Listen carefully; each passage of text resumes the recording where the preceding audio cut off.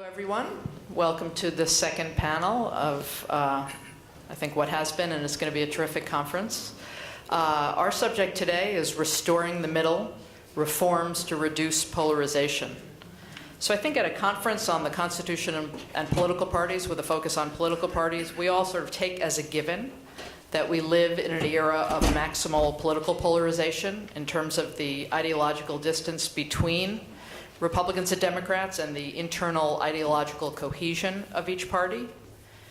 And also a time of great cultural tribalism where there's passionate conflict, sometimes even hatred, between Democrats and Republicans. So our distinguished panel will address both the descriptive accuracy of this picture, spoiler alert, not everyone signs on, and also possible solutions and responses to our current circumstances. Including lessons that we might draw from history. So I'm just going to provide a very brief introduction to our speakers, because there's very rich detail in the program, and I hope you'll check it out. And then I'll turn it over to each panelist for their initial presentation. And I'll introduce them in the order in which they're going to speak today. Our first speaker is Professor Franita Tolson. She's professor of law at the USC Gould School of Law, a faculty she recently joined. Before that, she was the Betty Ferguson Professor of Voting Rights at Florida State University College of Law for many years. After Professor Tolson, we'll hear from the other end of the table, Professor David Brody, who is the Davies Family Senior Fellow at the Hoover Institution here at Stanford, and former Professor of Political Science in the Graduate School of Business here at Stanford. After that, we'll hear from Professor William Galston, who is a senior fellow at the Brookings Institution and the former professor and acting dean at the University of Maryland School of Public Policy. And finally, we'll hear from Professor Morris Fiorina, who is the Wont Family Professor of Political Science at Stanford and also a senior fellow at the Hoover Institution. So with that, I'll turn it over to Professor Tolson. Hello. You guys look so serious. I am really happy to be here, and so I decided not to hide that fact. I am nervous, and let me explain why I'm nervous, because it's the first time I've ever participated on a panel where I don't know the answer to the question being posed. And so I decided when Professor McConnell was so nice to extend this invitation to do a thought experiment with myself. Okay, so how do we reduce polarization? How has this happened historically?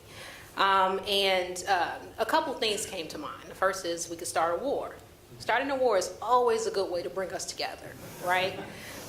Attacks on American soil also have the effect of bringing us together, right? So these are things that help us overcome polarization, but nobody in their right mind will want to advocate for those things, right? And this is not desirable. So that didn't work, right? That thought experiment failed. So instead of, focusing on that, I tried to think about how do we cope with times of polarization, right? Is it better instead to consider the mechanisms that our system of government has in place to deal with polarized times?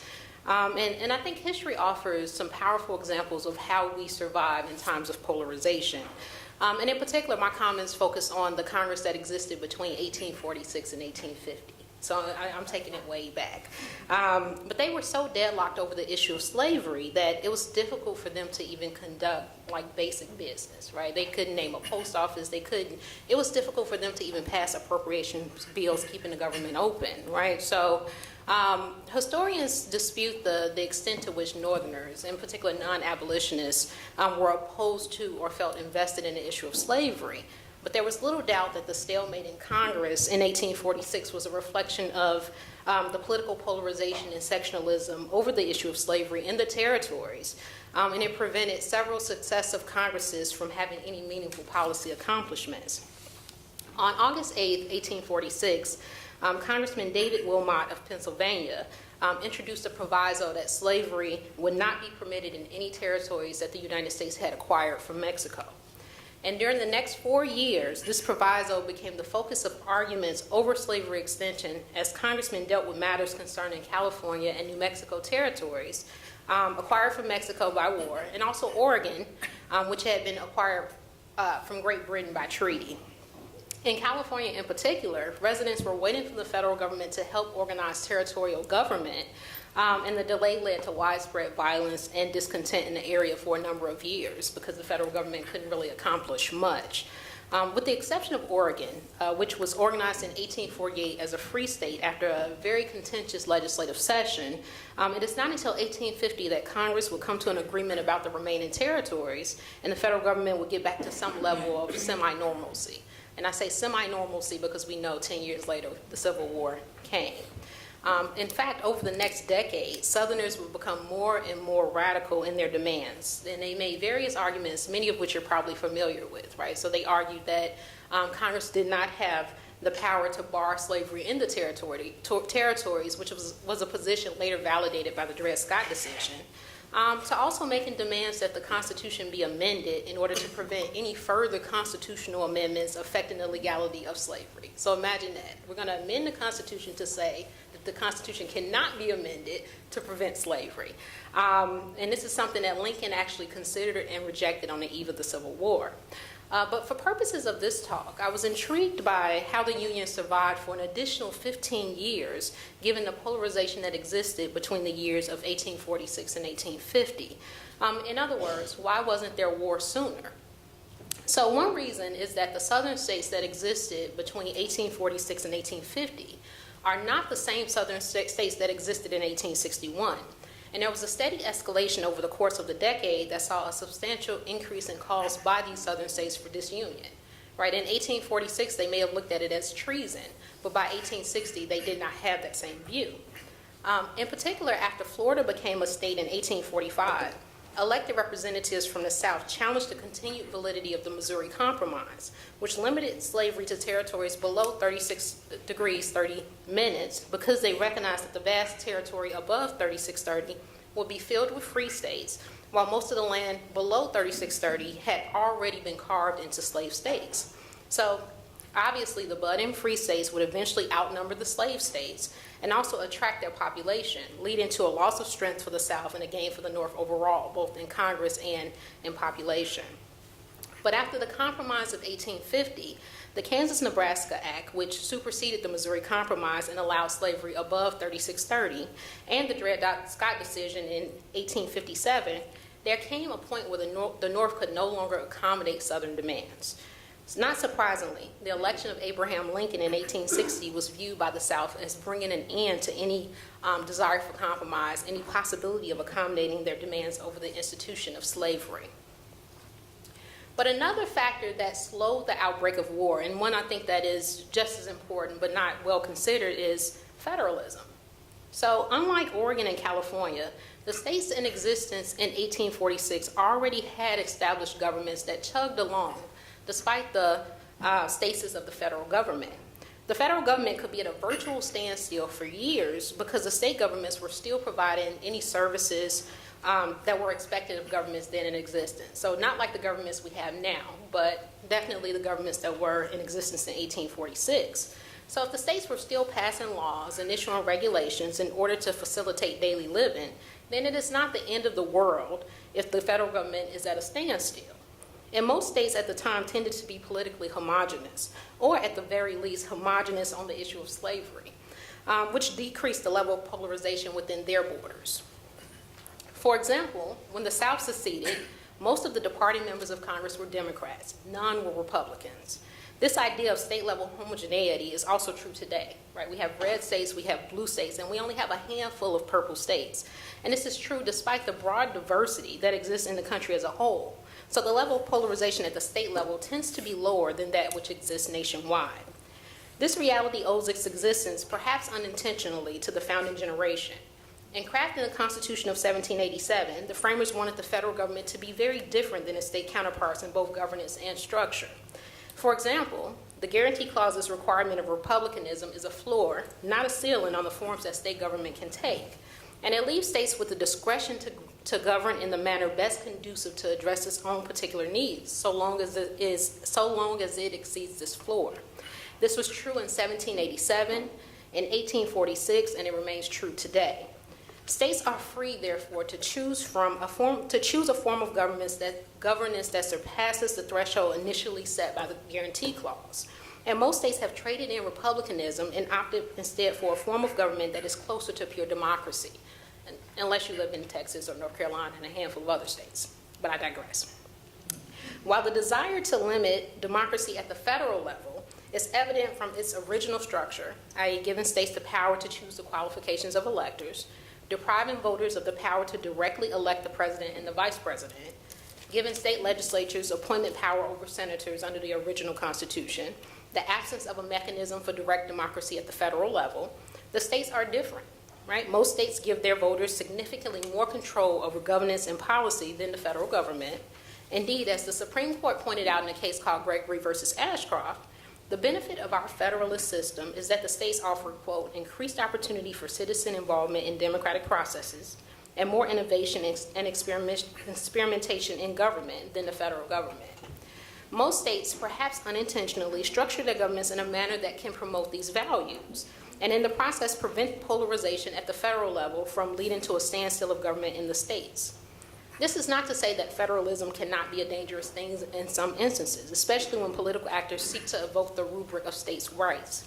States' rights was the silent call of the South when it seceded from the Union in 1861, when the Dixiecrats left the Democratic Party in 1948 over its civil rights platform, when Southern governors across the state resisted the mandate of Brown versus Board of Education. But federalism can also be everything that the court says it is in Gregory versus Ashcroft. Federalism is Governor Jerry Brown resisting the Trump administration's call for state law enforcement to police the border between the U.S. and Mexico. It is the recent addition of Connecticut to the National Popular Vote Interstate Compact, of course, putting to the side any questions about the legality of this agreement. It is Arizona's decision to implement its own immigration policy when it felt like the federal government was not doing enough. It is even Iowa's decision to criminalize abortion at 6 weeks, despite Supreme Court decisions to the contrary, in order to push constitutional boundaries and force the court to revisit its earlier jurisprudence. And in a decision handed down this week, it is the right of states to legalize sports gambling if they so choose. The products of federalism can be good or bad. But most important, the framework of federalism allows laws to get passed and decisions to be made for people within a specific jurisdiction where the national government cannot act, refuses to act, or is too polarized to act.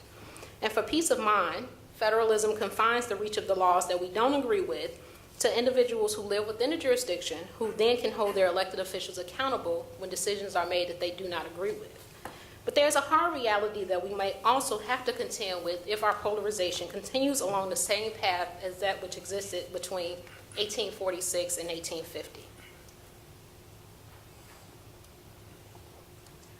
Federalism can only be a temporary solution before the forces that have stymied federal progress successfully infringe on the states in order to further their goals.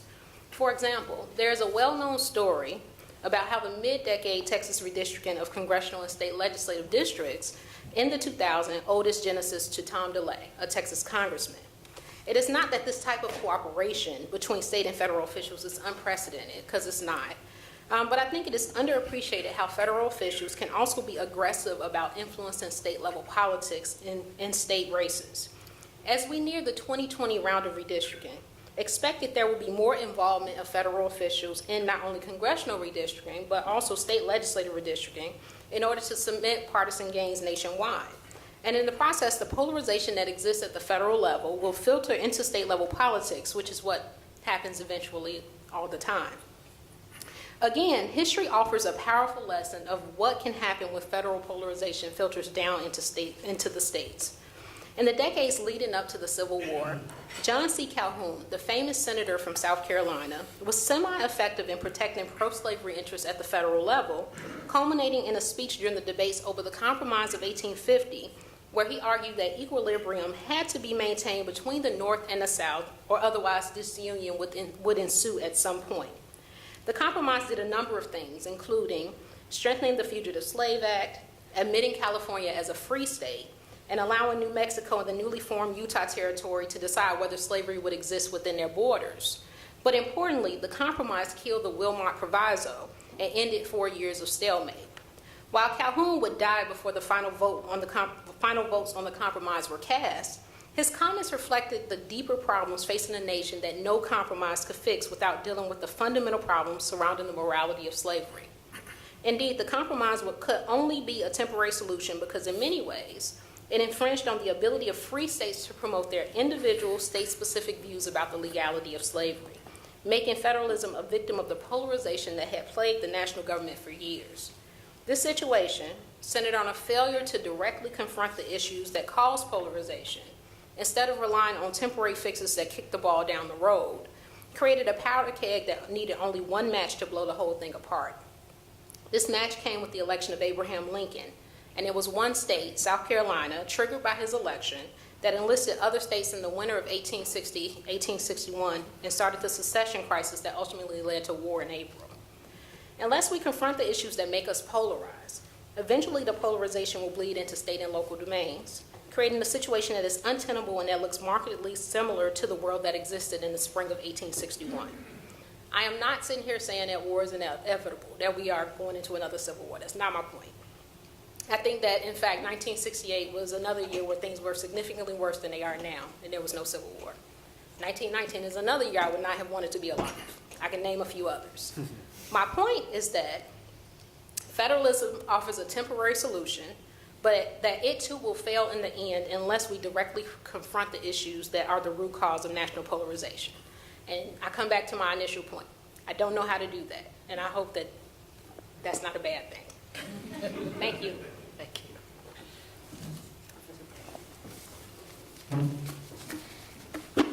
Okay, you can put the slides up.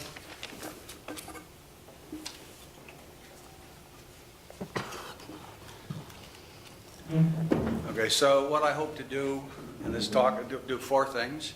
One, I want to describe what happened, how we got the party system that we have today that led to the polarization we're talking about. Second, I want to talk about some of the consequences of this particular party system. Third, I want to put that polarization in an international context because this is not just a U.S. phenomenon. And then finally, I want to talk about some possible reforms. So this graph is a series of all Gallup polls, about 1,200 Gallup polls from 1937 to the present. And so what you see is at the beginning of the period, the Democrats had about a 10-point lead. They controlled, they won the presidency, the House for a long time. Then you can see in 58, if you look carefully, you see in 58, the Democrats made some big gains. Those continued through the 60s. Big margins over the Republicans. And then into the 64, as the war got better, the Republicans did better. And then the big change in this you see is about 1984. And from 1984 on, what you really have is a party system that's at parity. There's a decline in the number of Democrats, a little bit of jump in the Republicans under Ronald Reagan, but a big increase in the number of independents. So that party system, the early part of that party system, when the Democrats were in control of the House of Representatives and the Senate, basically, for most of that time period, gave you the following circumstances. If a Republican wanted to have any influence on legislation, they had to partner with some committee chair that was a Democrat, because none of them ever thought they were going to be chair. So from 52 to 92, 40 years, no Republican had ever been chair of any committee. So during that period, you had representatives like Barbara Conable of Rochester, and they cut deals with Republicans and had some influence. Post-1994, much more is at stake. I recommend a great book by Francis Lee, which talks about these problems, unstable majorities, and the point of that is that during this time period, there's little room left to compromise because now the actual control of the government is up for stake. That did not happen in that period. Now, you did have a period where there were Republican presidents and Democratic Congresses. Then that flipped with Clinton. But now we're in a period of highly unstable results. Okay, the second thing that happens is, let's look at polarization. So one way to look at that is just sort of look at me. Suppose this is the most liberal. This is the most liberal Democrat, this is the most conservative, this is the most conservative Republican. So if they fall like that, they don't vote together. But they could fall and vote together 10% of the time, 25 or 50% of the time. So that's that graph. So here's the data from the United States House from 1867 to 1999. Now, you'll notice in the early period, there's this period of cooperation. You see the big line is the 10%. The smaller line is the smaller line's at 25%, and the smallest one's at 50%. But there's a period of conservative coalition. In other words, there was still quite a little bit of overlapping voting. This is the House, and this is the Senate. Now, in the Senate, the cooperation or the overlapping voting began a little earlier because after the First World War, the agricultural economy did not recover, and so there were Republicans like Gilbert Hagen of Iowa and Democrats from states like Montana, or agricultural states, that combined to vote together on agricultural bills. But you notice that that's all gone. The line is flattened out. But the point is, from 1867 to the present, this is not an uncommon occurrence. Polarization among elites, polarization in congressional voting is not a particularly new phenomenon. It's not a new phenomenon at all. Now, the current party system has had several consequences related to polarization. I've shown you one. Elections are now much more competitive than they were in these earlier periods. So, in the first case, you can see from 52 to 92 presidential elections, we're at 10.4 margin. That is, presidents usually won by 10. If you exclude the 1964 and 1972 landslides, still it's 8.2%. And 5 of those elections were by 55% or more. Post-1992, you have a 2.7 margin. None are by 55% or more, and 2 are less than 50%. In the House, in the earlier period, 52 to 92, there was an 85-seat margin, average margin, Democrat most of the time. 5 with a 100-seat margin, and the Democrats controlled the House 20 of 21 years. Post, it's a 35-seat margin, 0 houses with 85 margin, and Republicans have won 10 of 12 Congresses. It's more competitive, a lot more at stake. The Senate, in the early period, 57-43 margin, 7 times over 60%, over 60 members, which means you could veto Rule 22 proof, and Democrats 17 of 21. Post 53-47, only 1 Congress was at 60, and it didn't last very long due to Ted Kennedy's death. And the Republicans have had 8 of these 12. So elections are more competitive. The second thing is, what you mean by presidents as dividers is you take the number of, say if you have a Democratic president, you take the number of Democrats who say, we approve of the president, then you take the number of Republicans that say they approve, subtract them. So if it's 90-10, you get an 80. And you can see that these are the all-time high scores. They're all the contemporary presidents. Obama, Bush, Bush, Obama, Obama, Bush, Obama, Obama, Bush, Obama, and then Donald Trump, who now, within 1 year, has the highest score. So presidents can run and say, I'm going to unite us, but they don't. And the third, there are truly inaccurate partisan stereotypes. 38% of Democrats, Republicans believe 38% of Democrats are lesbian, gay, bisexual, or transgender. 36% of Democrats are atheists, agnostics. Democrats believe 44% of Republicans make more than $250K a year, and 44% of Republicans are senior citizens. There's more. And the next slide is a slide that a first-year law student here, Brett Parker, and I have in a paper, and this is one of my favorites. This is support for. You asked the question. Gallup asked the question: how's the economy? Is it getting better? So you can see in the Obama years, getting better, and for the Republicans, sucks all the way through. Look at that, nothing. Then suddenly Trump gets elected. And for the Democrats, who were at about 63%, economy's getting better, it suddenly falls to 22%. And amazingly, Republicans, 80% think the economy is booming. Now, there are some factors that might make that true, and we're going through a long econometric process. But when it gets done, that chart shows it all. What you believe is happening in the economy is contingent on which political party you belong to. I'd say that affects the way you view the world. So, I think what happens was, where we are now was where, what's the cause of this? My view of the cause of this is that the only other period in American history where there was this much instability was in the first great convergence of capitalism in the 1850 to 1890 period. And this period, the present period of convergence, and I call it convergence after Mike Spence's book, because what's happened is all the world's economies are converging to that one model. So if we look at this, this is the period from 1874 to 1896. RDR, you see, it's just unstable. Nobody controls the commerce for a very long time period. Hard to make public policy with any stability during that. And the present time period is exactly the same. And I could go over that, but you should be familiar with it. And in each case, the presidents, they're all going to solve everything. We're going to make America great again. Morning in America. Obama's speech about this may be the day that the oceans start to drop and so on. They all overpromise. And then in the subsequent election, it doesn't work out. And you get comments like 2008, James Carville wrote a book that said how the Democrats will control for the next, 2 generations? 40 years, 2 generations. Well, apparently generations are more short-lived because they got killed in 2010. And now that book sits with many of mine unsold. Well, or fewer sales. Okay. Now, let me turn to the comparative.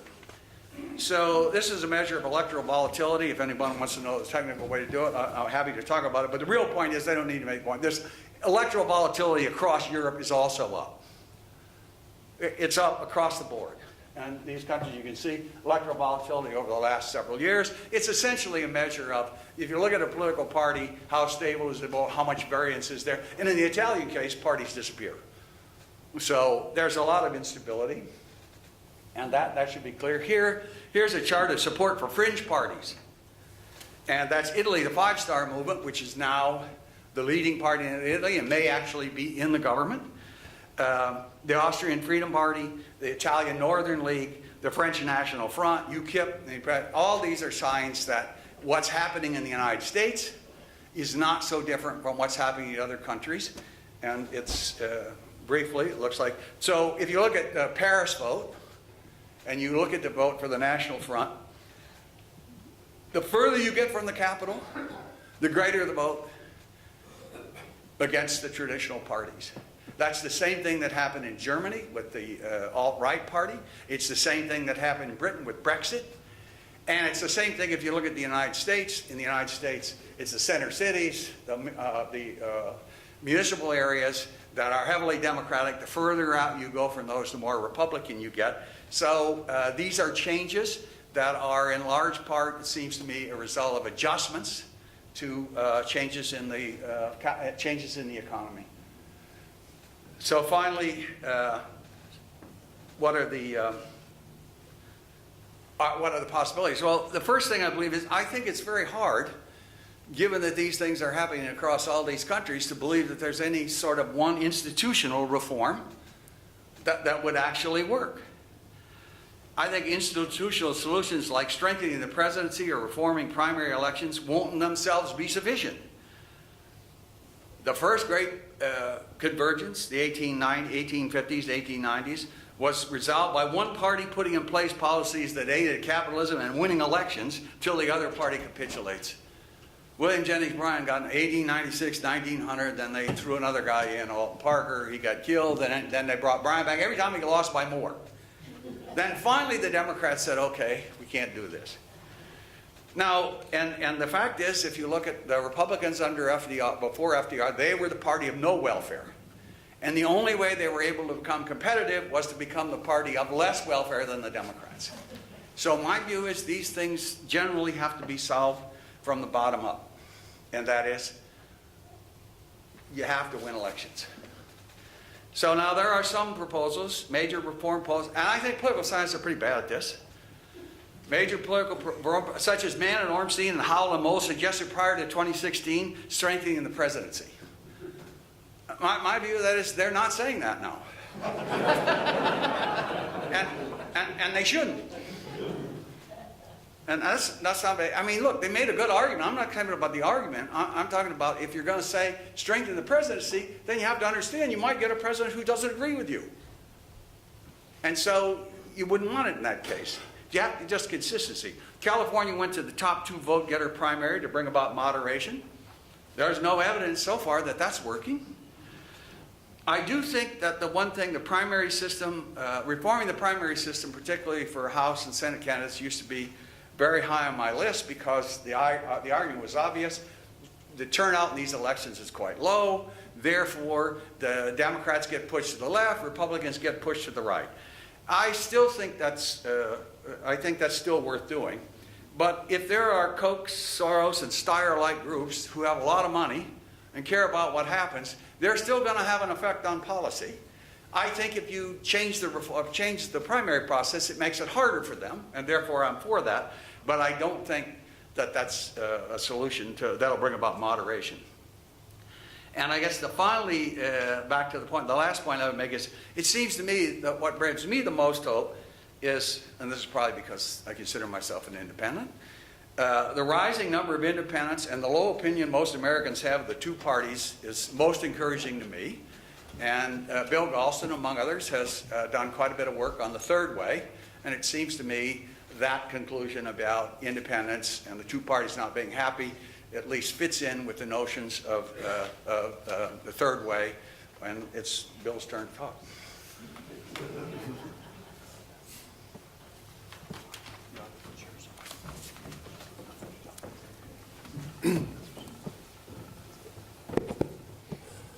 Okay.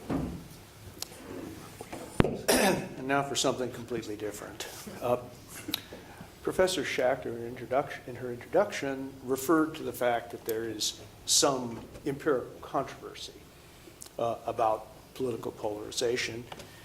Indeed, there is, but it's important to be very precise as to where the controversy is and where it isn't.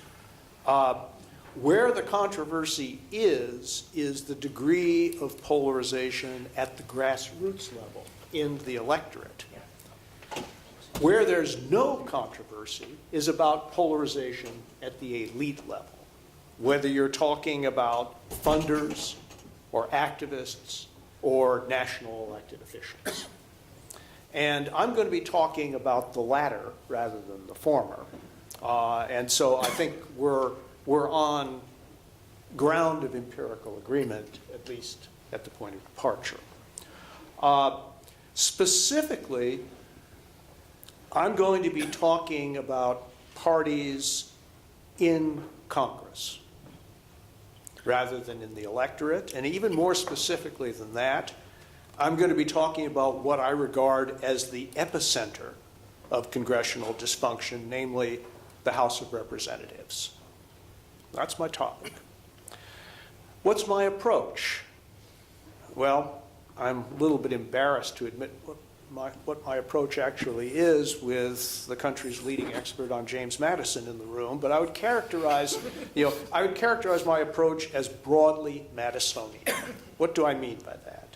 Well, what I mean is that holding human nature, interests, groups, factions, and opinions constant, it is possible to use institutions to change incentives, and by changing incentives, to change behavior.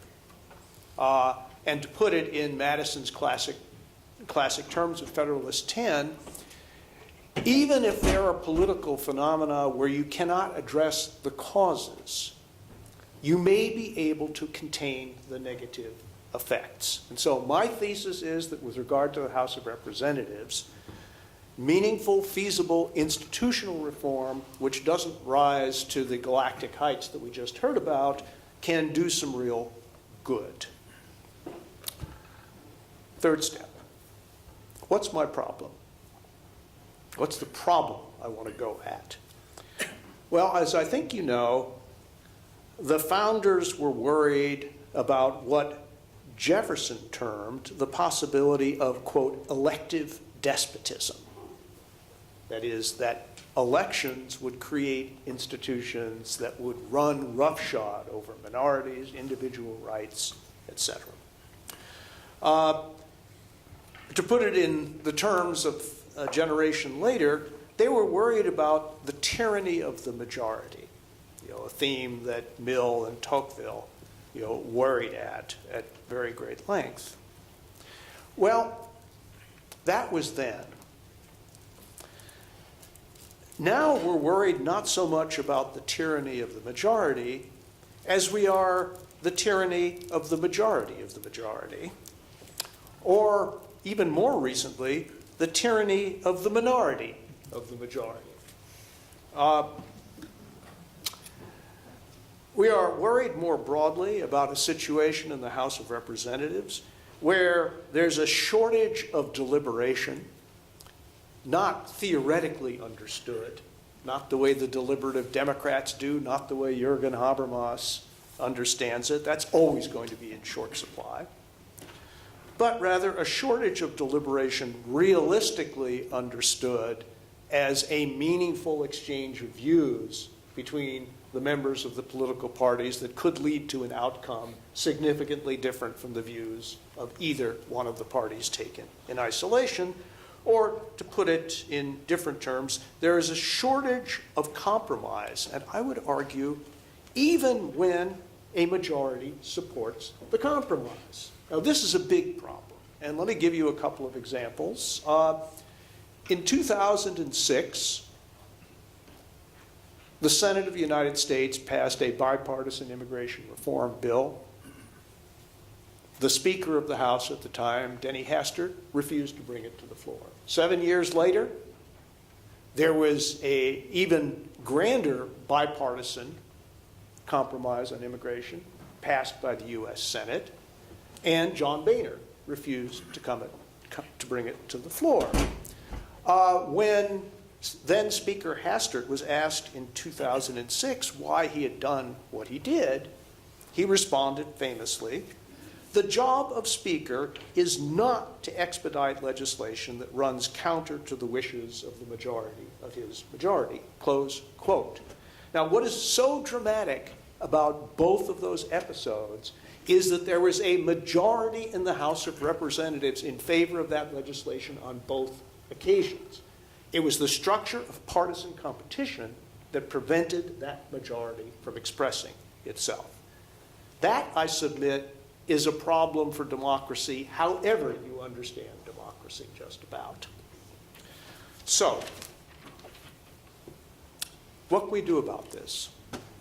I have a number of suggestions, specific proposals, beginning with the office of Speaker itself. I'd point out a few things about the office of Speaker. Number one, it is the only constitutional office in the House of Representatives. Second, the Speaker of the House is third in line to the presidency, as specified in the Presidential Succession Act of 1947, as refreshed and amended in 2006. There's a very interesting constitutional argument, which fortunately we've never had to reach, although one more plane on 9/11 had reached its definition, we might have had that argument. There's a constitutional argument as to whether it is appropriate for members of the legislature, such as the Speaker of the House and the President pro tem of the Senate, to be in the line of constitutional succession. I think the most rigorous interrogation of that is by Professor Akhil Amar in an article he published about 20 years ago in, yes, the Stanford Law Review, which bears rereading today. The third feature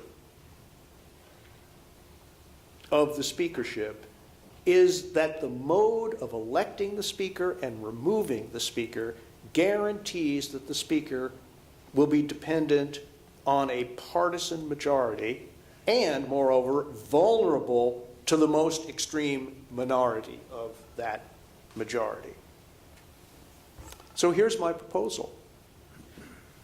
Change the way the Speaker is elected So the Speaker is the Speaker of the House and not the Majority Leader with a glorified title. Some years ago, Elaine Kmark and I proposed a supermajority threshold of 60%. That's now under active congressional consideration, along with alternatives such as specifying that however many votes the majority has in the House of Representatives, 5 or 10 more votes than that would be required in order to elect the Speaker. Proposal number 2. The Speaker is vulnerable, I said before, not only because of the mode of election, but because of the mode of removal of the Speaker. This is known as the motion to vacate. And the motion to vacate the position of Speaker has a very, very special status. First of all, any one individual can bring that motion. And number 2, the motion is privileged, a technical term meaning that it is subject to an immediate vote. It cannot be referred without further ado to the House Rules Committee for consideration of how it's to come to a vote, under what circumstances. It must be voted on immediately. This is a sword of Damocles suspended over the head of the Speaker.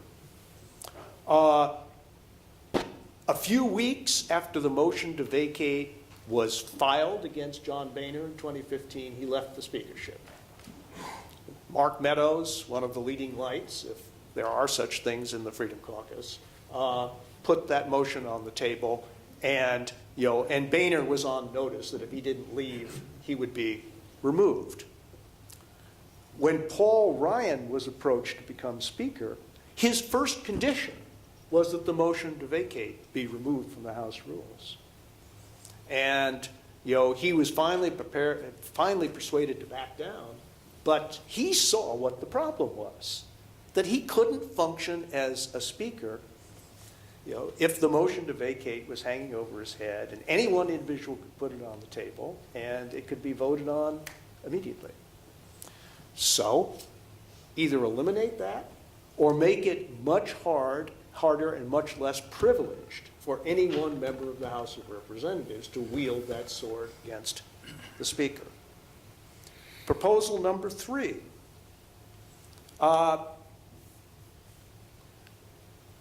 I mentioned before in the case of 2006 and 2013 that there were majorities. A majority of the minority combined with a minority of the majority would have sufficed to bring those bills to the floor. There is a procedure on the books known as a discharge petition to get that to the floor over the objection of the Speaker, but there's a problem. It used to be anonymous, so you could sign on to it as a member of the majority party and the Speaker wouldn't know. About 15 years ago, the anonymity protection was removed, and now if you're going to buck the Speaker, you have to do it right to the Speaker's face. This is a major deterrent. My proposal is very simple. Back to the future. Right? Anonymity made a lot of sense. Let's do it. Proposal number 4. How much time do I have left? You have another 8 or 9 minutes. Do I really? Well, I'm not going to use it. Proposal number 4. One of the major vehicles for suppressing actual discussion and debate across party lines is the House Rules Committee. Because the House Rules Committee has it in its power, which it uses very frequently, to bring legislation to the floor under a so-called closed rule. That is to say, the bill comes to the floor, it cannot be amended, you vote it up or you vote it down.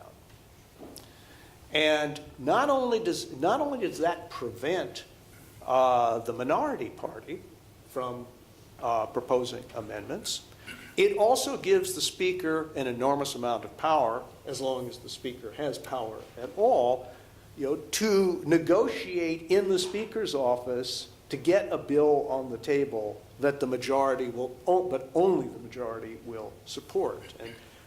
And that leads to the evisceration of the committee system, and the committee system is one of the major remaining vehicles where some conversation across party lines is at least possible.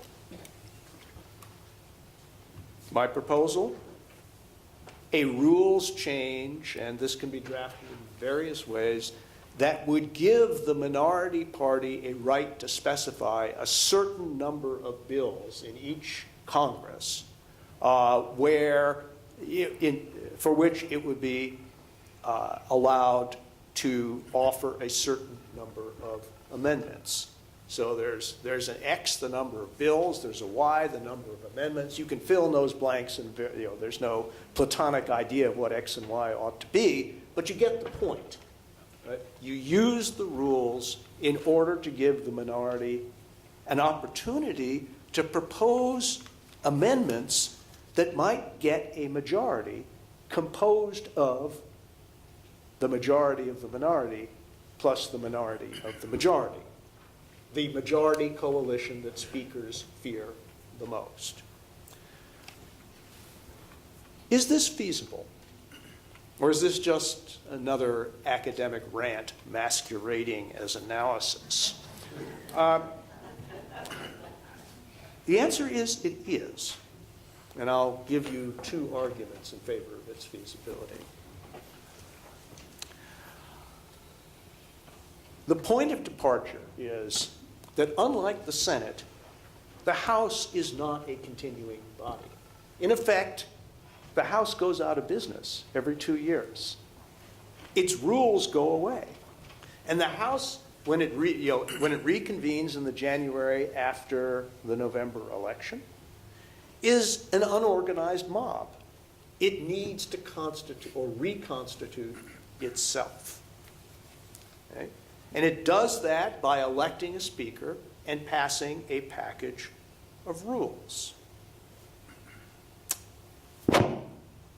Here's the idea.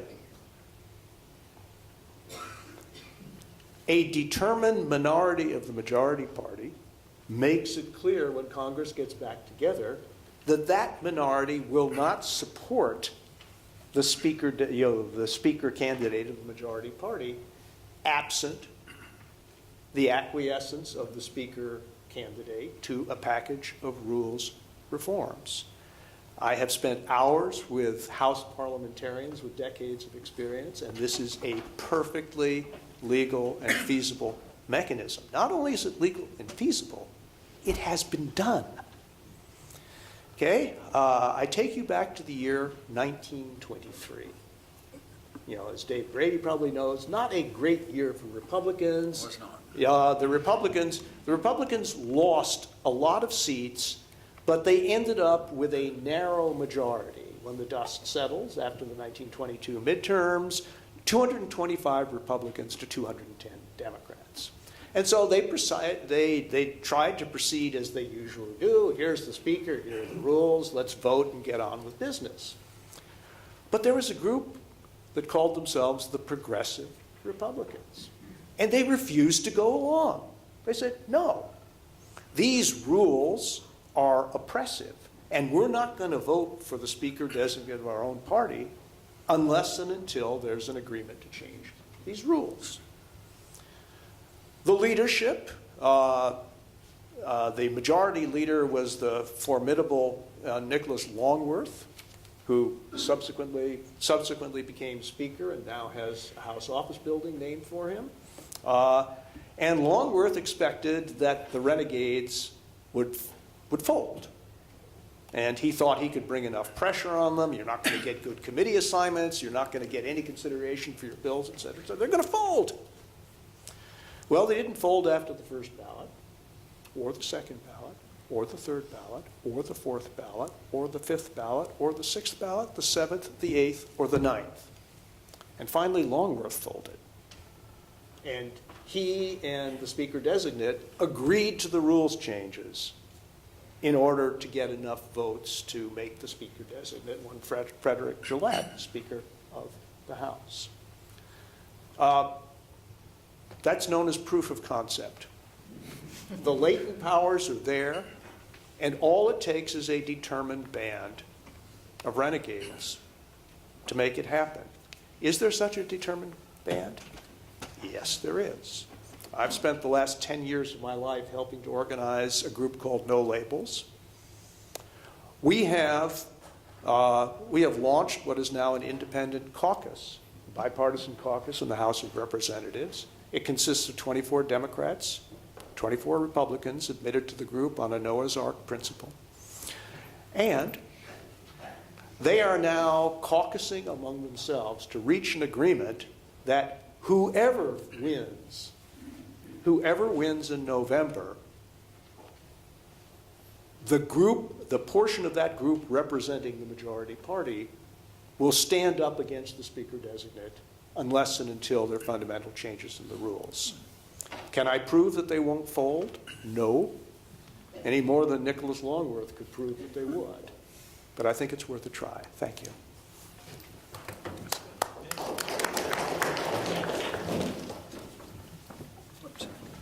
I can vote for all of them. Those all seem fine. Let's see.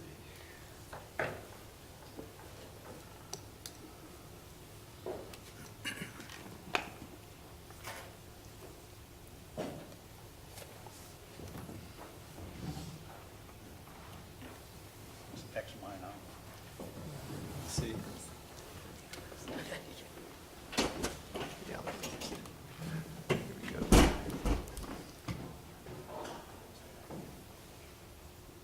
Very good. There we go. Good job. As my friends in Hewlett have heard me say on a number of occasions, my point of view is that our problems run very deep, and tinkering with institutions, small institutional changes like the filibuster, redistricting, et cetera, is not going to solve them. I did hear some very creative solutions from Bill, though, that I have to think about. My argument, developed in a series of books and articles over the last about 12 years, is that the roots of our problems start like this. We've had a change in the mix of motives for political engagement over time. When you couple that with participatory reforms that really took off in the 1960s, and then you add that to a process of party sorting that has occurred basically since the 80s in the mass public, that you end up with our current situation of stalemate and gridlock. And so let me just run through the argument here. There's been a decline of material incentives. From about the time of Andrew Jackson to the early post-war period, you went into politics mostly to get stuff. Jobs, contracts, favors of all sorts. And we gradually did away with that. Civil service had been pecking away with it for a long time, but a much bigger thing was public sector unionization. In an earlier project, I interviewed some party officials in Pennsylvania in the early 70s, shortly after the state had agreed to allow the public workers to unionize. And I remember one of the officials, the county chairman, telling me, he said, we handled civil service okay. He said, but unionization is the death knell for the spoils system. It's going to go away. Instead of having particularistic policies, favors given out at the hands of party leaders and government officials, we started going to universalistic policies, entitlements even. There are changes in the political culture of the United States that sort of went along with this, delegitimizing the old way of doing business. We passed conflict of interest laws. A famous old political scientist, Ted Lowy, commented once that conflict of interest used to be why people went into politics. And now we've criminalized it. And the media went from being lapdogs to junkyard dogs. The only way you could show that you weren't dishonest was to be voting against your material self-interest. So, and I agree very much with Bill here that institutional changes shape incentives. And what they did here, I think, was to simply diminish the role of material incentives for people to get involved, which left room for other incentives, which were filled, I think, by policy and ideological incentives. Nearly the same time, we underwent a participatory revolution in the United States. This has been discussed by many political scientists. We took candidate nominations out of the smoke-filled rooms, and we gave them to the party grassroots, especially in presidential primaries. Government in the sunshine. We wanted open meetings, recorded votes, even not just elected officials and boards, but in fact even bureaucratic processes were opened up. We subsidized interveners in the case of some federal legislation. Liberalized rules of standing. Everyone here is familiar with that. In the 1960s, you couldn't sue on behalf of a salmon or a redwood tree. By the 1980s, you could. Maximum feasible participation was the watchword at the local level. There was a tremendous proliferation of local regulatory bodies of all sorts. And then we had also the advocacy explosion, the increased use of propositions, direct democracy, and of course the spread of new technologies, which goes on today. And the result of, the reason for doing all this was, of course, power to the people. And it sounds good, and I think many of us were in favor of these things at the time. But the problem was that the people who wanted to participate were not the ordinary citizen. That the doors were opened and the ordinary American, normal people I call them, didn't walk through. Normal people, and I should say that by virtue of being here, most of you are abnormal.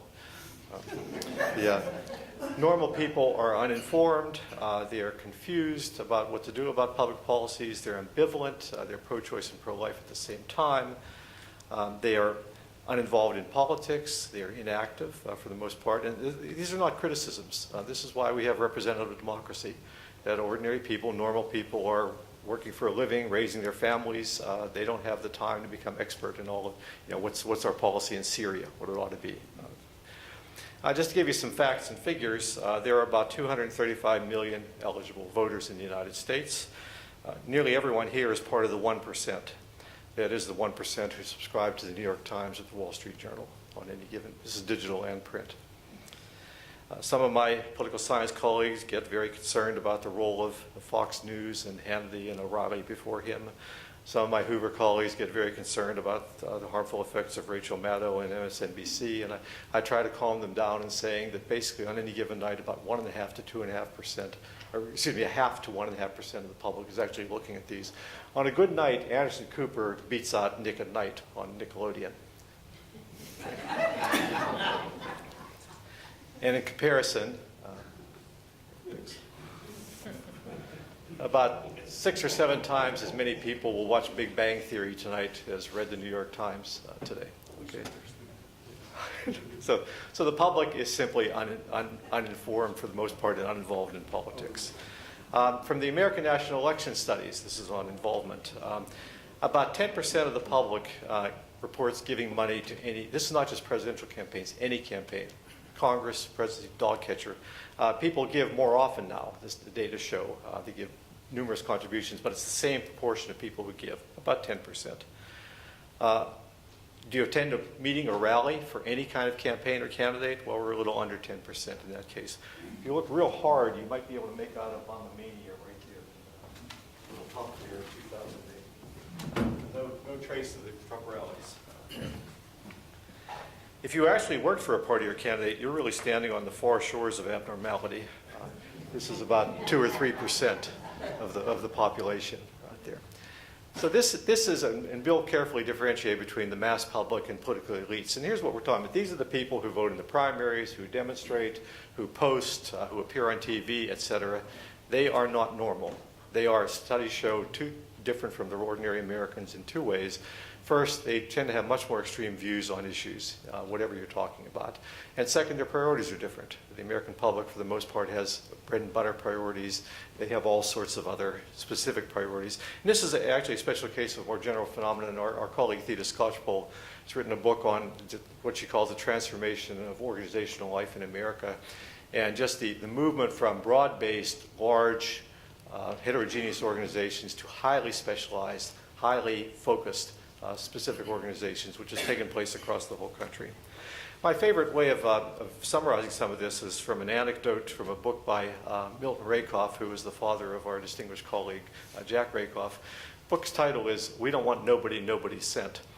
And it comes from an anecdote by Agner Mikva, who was a long-time district court judge who died recently, I believe. And Mikva tells the story of in 1948, he wants to support Paul Douglas, liberal Democratic senator running in Illinois, and Adlai Stevenson running for governor. And he goes down to the local Democratic headquarters, walks in, and says he wants to volunteer. And there's a crusty old committee man in there, and he says, "Who sent you?" And Mikva says, "Nobody sent me." And the guy says, "Well, we don't want nobody, nobody sent." And so, I mean, nowadays you just put your email address in, but no, these were gatekeepers. They're careful who was allowed to participate. And Mikva's not easily dissuaded, so he argues, and the guy said, "We don't got no jobs." And Mikva says, "I don't want a job." And the guy says, "We don't want nobody, don't want a job." And there again, if you don't want employment from the organization, you're a loose cannon. You know, they have no control over you. Mikva continues to argue, and the guy says, where are you from, kid? And Mikva says, the University of Chicago. And the guy says, we don't want nobody from the University of Chicago. Well, one of the things that's wrong with our politics is there are too many people in our politics who are from Chicago and Stanford and other places who don't need jobs. You know, that they're in it for the ideology, they're in it for the policy, and they, in fact, are willing to sacrifice, other people benefit. So we have a much more ideological, policy-driven politics than we did about 50 years ago.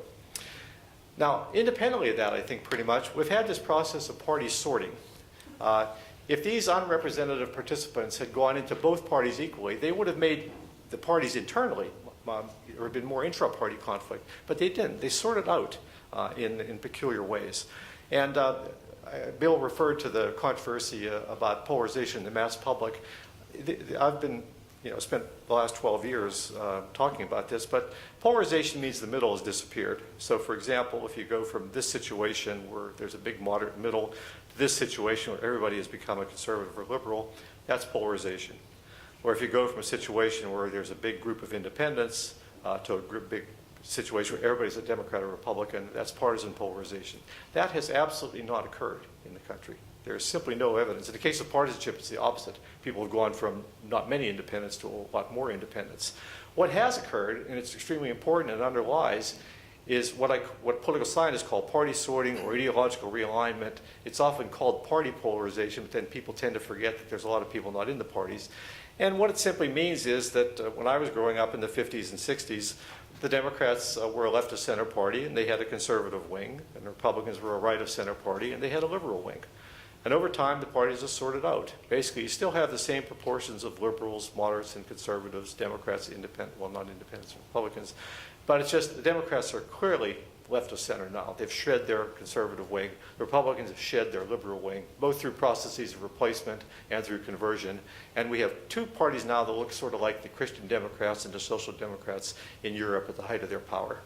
So that's what's giving rise to the polarization, partisan polarization. And we don't understand this process real well, I have to admit. That in some cases you can point, like take race, for example. In 1960, both parties are very badly sorted on race. The Democrats have the people most committed to civil rights and the people most in opposition to civil rights. Republicans have the Goldwater group, who think the federal government doesn't have the power to enforce it, and Everett Dirksen, who will deliver the votes to break the Southern filibuster in 1964. And over time, we can sort of say, well, the African Americans were migrating to the North during this period. That was strengthening the Northern Democrats' commitment to civil rights, social welfare. That was raising the tensions between the Northern Democrats and the Southern Democrats. At the same time, the Republicans noticed that the Sun Belt is growing, that the South is increasing in political importance, and you end up Republicans moving to the Southern strategy. On the other hand, take something like environment or abortion. In 1960, if someone had said environment is going to be a big issue in 10 years, which party is going to be the Green Party? Probably a lot of people would have said, well, the Republicans. It's the party of Teddy Roosevelt. It's the party of conservation. The Democrats, meanwhile, they represent all these factory workers, miners, et cetera, people who would be hurt by pollution and regulation. Didn't work out that way. Same thing if you were trying to guess abortion in 1960. You'd say, well, the Democrats are Catholics and Southern Baptists, that they're going to be the pro-life party. Didn't work out that way. So I mean, there's a lot of the sorting has occurred. I think we can describe it, say it's happened, but we really can't explain it very well. These things don't have a logical connection necessarily as much as some sort of political coalitional connection. Now, the problem with having two sorted parties in our country is we have a big heterogeneous country, and two sizes don't fit all. That public opinion analysts say that the issues tend to fall into three categories. There are foreign and defense issues, economic issues, and cultural issues. And just for purposes of argument, let's say you can have two positions on each issue. You can have a cautious stance on foreign policy, C, which emphasizes soft power and human rights and so forth. You can have an assertive stance that emphasizes hard power, American military strength, and so forth. Economics, you can have a stance that emphasizes heavy government involvement, G, or leaving things to the markets, M. Cultural, you can be progressive, P, or traditional, T. And basically, you can have 8 profiles of issues there. The typical Democrat candidate gives you number 1. typical Republican candidate gives you number 8. If you have anything in between, then you're voting for a party. You have to vote for a party that's wrong on at least one of the clusters you're concerned with. And as a result, just the most advanced democracies, which are less heterogeneous than we are, much smaller, have multiple parties. They have multiple parties which can represent the points of view in their societies. In many cases, sort of shockingly large if you look at the number of parties that actually win seats in the right-hand side. But even in the government, there's typically a coalition, and so the parties have to compromise and simply to form a government. It can be difficult sometimes. The Italians are having a bear of a problem right now, but nevertheless, they usually manage to do it. In the United States, because we had these two really well-sorted parties, they are strong partisans. Unfortunately, we don't have this question over time. It's a recent question. But strong partisans are real happy with their parties. Not so strong partisans. Strong partisans are about 1/6 of the Democrats, 1/6 of strong Democrats in the country, 1/8 strong Republicans. Not so strong Democrats and Republicans, much less so. Leaning independents in both parties, much less so. And independents, not at all. That we have a system in which basically the parties lack a lot of support among the population. I see 3 paths forward that it seems to me people have talked about. Ben Ginsberg and I were in Chicago last week, and we heard one of our colleagues, Lynn Vavrick at UCLA, simply make a straight-out plea for going back to the smoke-filled rooms. Let's have more superdelegates. Yeah, let's take power away from the grassroots and the activists, et cetera. It's not going to happen. We're not going that direction. Bring back material incentives. Again, it's just not going to happen. I mean, we can't imagine going back in that way. Like David, I think the idea is the answer is political, and we need to desort the political parties. We need to go back either to a situation where Republicans and Democrats are big tents, more heterogeneous than like they were in the past, or we need other parties, although it's extremely difficult in an institutional situation, a political system like we have. And I had some hope that the one positive of Trump would be that he would disrupt both parties. It hasn't worked out that way. Obviously, both parties at the elite level are now as unified as ever. And so I'm pessimistic about, I would not want to favor things like ending the filibuster, which would make it easier for the parties to do things, because we have 2 minority parties. And so I don't want to make it any easier for either one of them to implement a minority position in this country. But I think the answer is at some point, and we're not good at predicting these things, there will be sort of a crisis of some sort, a political crisis, and the parties will end up reforming in some way. And hopefully, I can't guarantee it, but hopefully we'll have a better outcome out of it than we have now. So thank you. Before we open it up, I'll just ask one question to the panel. And that is, we didn't talk much about kind of the dynamics of information and contemporary information and how people form their political beliefs. David mentioned earlier kind of the motivated reasoning about the economy, and that the cue of who holds power will predict what people think about the economy.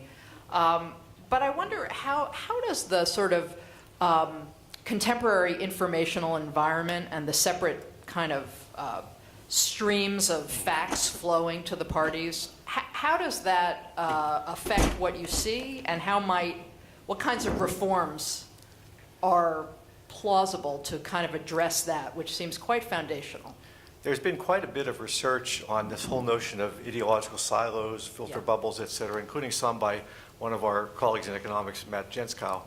And the result so far is reassuring in the sense that so few people actually consume news that, no, literally, I mean, the problem is not biased news, it's no news. That there are some Facebook studies that are just sort of shocking in how much stuff just goes right by people. And so at this point, at least, it doesn't seem to be the notion that there are millions and millions and millions of people watching Fox News only or MSNBC only, just there are hundreds of thousands watching, And, but where do they get then their political information, the people who are not consuming, cable news or Twitter or something like that? Well, the answer is often they don't. Yeah. I mean, yeah, but it's just sort of casual conversation. It's just the fact. We didn't do it this last election, I'm sorry, but we had a Hoover poll in the 2012 election, in which would pick out sort of the story of the week, and would simply ask people, did you hear about this? And the number of people who had never heard of Romney's 47% remark or something would have staggered you, that would do this again after that. Even more impressive was the number of people 2 weeks later who had forgotten who said what. Yeah. It's just that- Well, I would say on that question that there's actually a better person here. Nate personally and the Hewlett Foundation, looks like we're close to having a sample of 50,000 YouGov, the Economist YouGov pollster, 50,000 people, and Facebook will match the 50,000 so that we'll actually be able to track what they see in a campaign and how it affects them. I am of the belief with Professor Fiorina that I don't think it affected elections, because I tend to believe that it's independents and weak Republicans and Democrats who are more likely to switch their vote. And so strong Democrats, strong Republicans, doesn't matter what you say, they're going the way they're going. So we're going to be able to test that. On the question of polarization and the silo, I'm not quite as sure of that as Mo is, but we'll know better after that, and maybe you can ask Nate when he talks tomorrow or something. Or you can ask him now, I don't care. What the hell do I care? Yeah. The pay's the same. Just the single most important piece of political information right now is partisan affiliation, right? And the 2016 presidential election was unusual and disruptive by nearly any standard. What didn't change was the strong tendency of Democrats to vote for Democratic candidates and Republicans to vote for Republican candidates. And so, our mutual friend Sam Popkin, pioneered this idea of information shortcuts. Mm-hmm. Well, the ultimate information shortcut in politics is partisan affiliation. It's become extremely important. Let's open it up for questions. Okay, so at a request from our camera person, rather than queuing, we've got 2 mics, one over here, and I'll have one here. So just indicate if you want to ask a question. We're happy to bring it to you. It's full service. Did you want to? Unfortunately, since I have to leave, my name has been invoked. Yeah. Right, you got to defend yourself here. It's been invoked positive. It's been invoked positively for a change. So For a change is right. Yeah. So I think I agree with everything that Mo and Dave said about the information environment and how this functions. I think there's no question that, well, it's particularly on Facebook, that people's online lives are just as polarized, but probably even less polarized than their offline lives. So that to some extent, as Mo said, we're sorting ourselves into politically homogeneous communities, or actually it was in the previous panel talking about it with redistricting, and that there's a small group of politically involved people, no matter what the medium talking about. I think that the next generation of research is going to be asking it's not as if the average person is self-selecting into information silos, but that for some people, right, on the tails, they may be getting more extreme information and it may be pushing them. Now, we don't know how large those tails are, whether those groups that are opting in are sort of getting pushed more to the extremes because of the way that the algorithms work and the types of information that they get fed. We have our colleague Shanto Yengar in the communication department who thinks that actually there is more polarization than someone like Jen Scout suggests.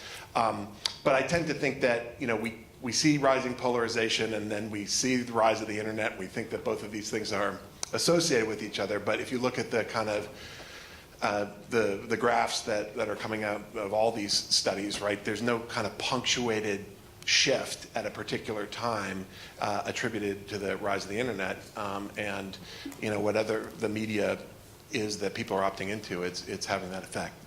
So I guess I'm supposed to ask a question. Does that make sense? Oh, yes. Yes, it did. Actually, if I could add to that, in Matt Jenskow's, one of his papers is a bunch of measures, which are actually more measures of sorting than polarization, but let's not quibble on the definition. But the sorting has gotten larger, faster among the elder generation who have the least who are at least socially, at least attention to social media. It's interesting. That's The actually internet. an important point, which is that and we tend to think that it's the new arrivals to the internet who are more or that the younger people are, because they're so facile with the internet. But if anything, all of these phenomena that we described are probably more pronounced among older people who are new arrivals to the internet, and they might be different groups of people than And the average. there's a reason for that, and that is it's reasonably well established in social science literature that homogeneous communities tend to become more intensely what they started out to be. And I would hypothesize that older Americans are even more likely to live in homogeneous communities than younger Americans right now, if you just look at it geographically. Magami Joie, Stanford Law School. First of all, thank you very much to all the participants for their insights from historical, institutional, and other perspectives, including party realignment and party sorting. There's one phenomenon that has not come up in this discussion, which is asymmetric polarization, namely that in recent decades, the Republican Party has gone much more to the right than the Democratic Party has gone to the left, and that Republicans, at least at the level of elites, tend to take increasingly hardline positions, and that tends to be missed by not looking at substantive positions on actual questions. For instance, Donald Trump claimed that climate change is a hoax invented by the Chinese to undermine the American economy, and to this day, America is the only country that has pulled out of the Paris Accord on climate change. However, if we look into this more closely, we see that very few members of the Republican establishment accept climate change as a scientific reality, that this started well before Donald Trump, and that, in fact, many establishment Republicans also advance hoaxes and conspiracy theories about climate change. And there are many other questions where one sees very hardline positions, such as the reintroduction of torture into Western civilization under George W. Bush, to the visceral opposition to financial reform after the 2008 financial crisis, and the very hardline reaction to Obama's healthcare reform, the Affordable Care Act, even though the individual mandate was largely based on prior Republican policies, including from the Heritage Foundation. So to what extent does asymmetric polarization play a role in the polarization of American society? I can say, start with that. First of all, in order to, the measures political scientists use to do asymmetric polarization, you have to have a true 0 point. There isn't one in the figures I can get.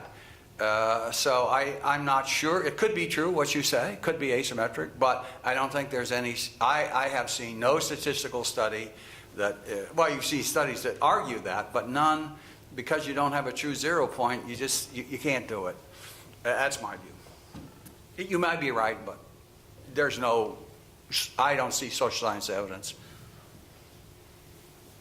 I mean, the Poole, Rosenthal, I've had email discussions with them. There are three guys, Poole, Rosenthal, McCarthy. They don't agree themselves, but even though they're looking at the same data on what exactly has happened. And part of the reason is we don't have a true 0 point. But I've always been a little skeptical, I mean, not so much at this point, but how do we compare, we don't have Democrats advocating the kinds of things they did in the 60s. I mean, the whole Democratic Party has moved to the center on economics, wouldn't you say? I mean, relative to, the union Democrats and the industrial policy and all this stuff. And so, I mean, how we even compare the dimensions 30 and 40 years, I'm not sure how we do that. In other words, we know nothing. Sorry. Thank you for a great panel. So Professor Tolson was striking that, there's this warning sign that we need to really solve polarization before we can get at other things. And I'm thinking about sort of the basic questions that this conference is asking. What are parties? Whose interests do they serve? What do we expect them to do in democracies? I'm a comparative political scientist, and there's no empirical example of an advanced democracy that has succeeded without parties. We have a Schacht-Snyder view that, it's unthinkable to have democracy without parties. So in light of that, I think it's troubling that so many people identify as independents, and also that in the extreme ends, you get a rise in affective polarization, a complete mapping of partisan onto social identities.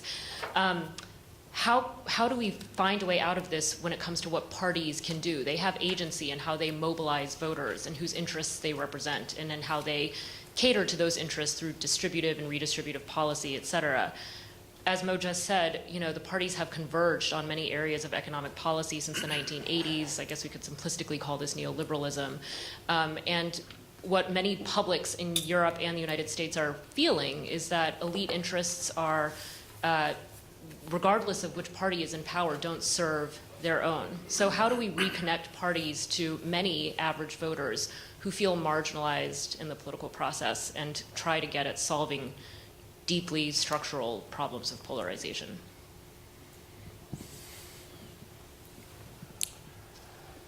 Well, that's a question that could well occupy us for the remainder of the conference. our lives. But it's a good, necessary, and unavoidable question. As they say in your nation's capital, thank you for asking. First of all, you're absolutely right. Although I'm not, I'll tell you what you're absolutely right about in just a minute. But I'm holding, I have in my hand, a recent report from the Pew Research Center that shows that there is a correlation between the strength of support for liberal democratic governance on the one hand and partisan affiliation on the other.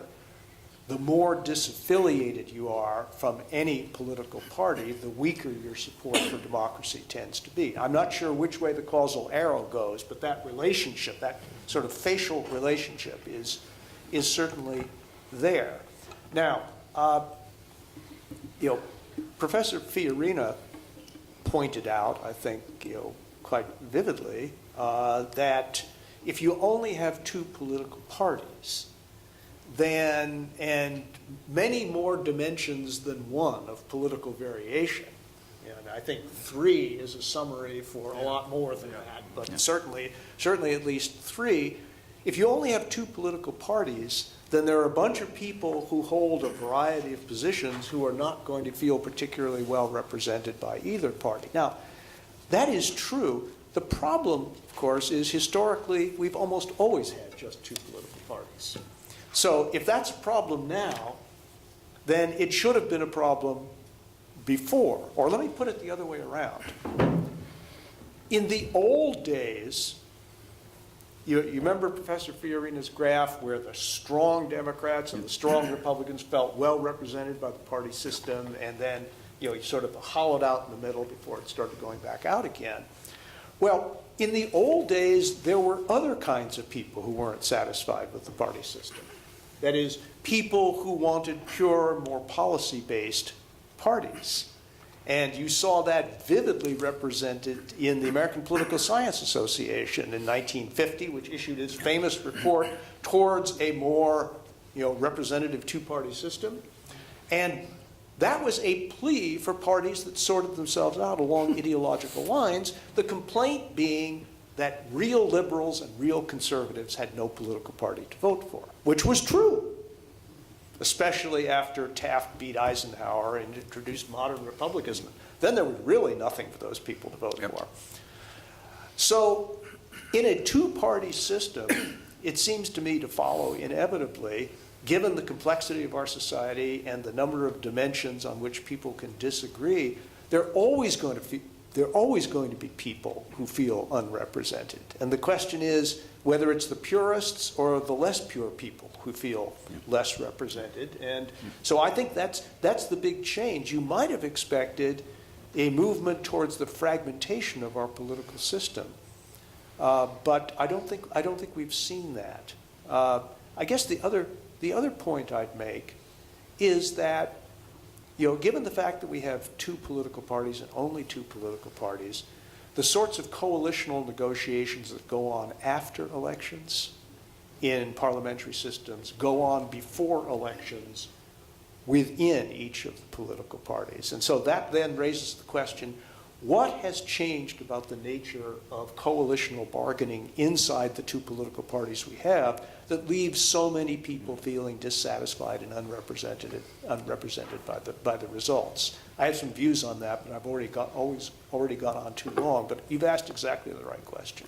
I would like to come back on this question to something Professor Tolson talked about, and that is federalism. So if you take back to the greatest crisis in the United States, the crisis she talked about, the crisis of slavery, it was really federalism that provided some of the checks. So the abolitionists on their own could never have won a national election.